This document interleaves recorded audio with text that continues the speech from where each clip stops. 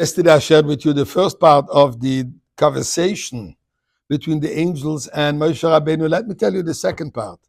But before I tell you this, let us say a chapter of Tehillim, chapter 100. Mizmor lesoido rila Adonai kol haaretz ivdes Adonai b'simcha bo lefanav v'nono. Duke Adonai elimu asanu v'lo nachlam v'tzai maris bo yishov v'soido. Chatzrois b'silo hoido lebaruch shmo ki tov Adonai le'olam chazdoi v'yad doir v'doir emunasoi. And some tzedakah with our prayers for our dear brothers and sisters in Eretz Yisrael, the soldiers, security, the hostages to be freed, and all of us who are hostages should be freed. As Moshe Rabbeinu told them, we experienced exile, you did not. So yesterday we said that Moshe Rabbeinu told the angels, you will not appreciate the Torah. Why? Because you have never experienced darkness. You have never experienced bondage. You have never experienced Egypt, exile. And therefore you will not appreciate it. But then he goes into more details. He says, let's forget about a moment you deserve or you don't deserve, because you might come back with an argument. You don't deserve it either, for whatever reason. They say, let me something else. Does it even apply to you, he says? Is there any way you can live the Torah? Is there any way you can perform this what the Torah demands from you? And he goes into a few examples and he says the following. And then let's see what else does it say. God says you should not have any idols. Where exactly are you going to pick up idols? What's an idol? An idol is to give value, importance to an object, to an individual that doesn't deserve it. As we idolize, unfortunately, great athletes, we idolize actors, we idolize rich people, and we make him into what? An idol. They're not idols. They're successful in their profession. But no more than this. This doesn't apply to you. You don't have such a thing. So you don't need to be told don't have an idol. Further it says, Torah says, remember the Shabbos, remember the day of Shabbos, Sabbath, to sanctify it. It's a day that you're supposed to rest. Exactly when do you guys work? Do you work a whole week that you need a day of rest? In other words, can you even appreciate the sanctity of Shabbat? You're always living in the sanctity. No difference for you the weekday and the Shabbat day.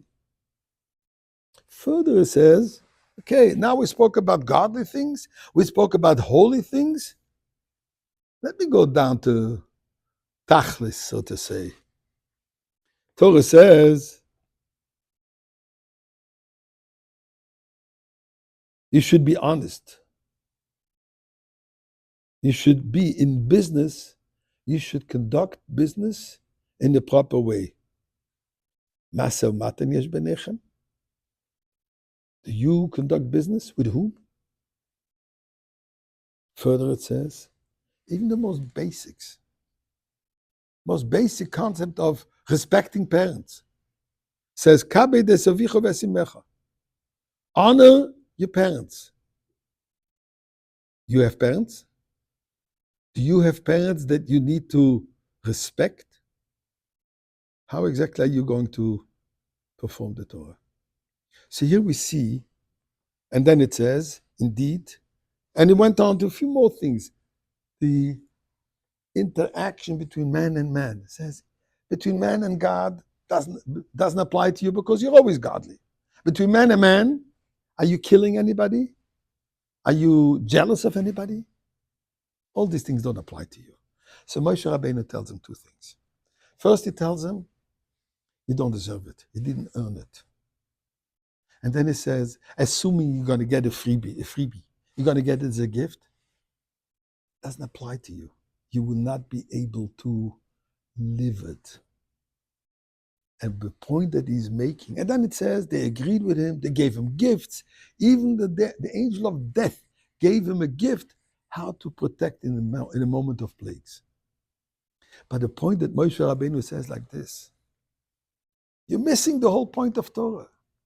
You look at Torah as a godly, divine experience. It is.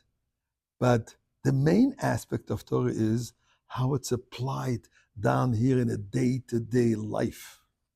And this is something that you can't. And this is a message for us. We have to understand, while we appreciate it, while we should learn the depth and the meaning of Torah, with all its spiritual dimensions, let's not forget and focus on the action. Torah is action-oriented. And when we do this, this is how we connect to Hashem. The value, the importance of one mitzvah, one time putting on tefillin.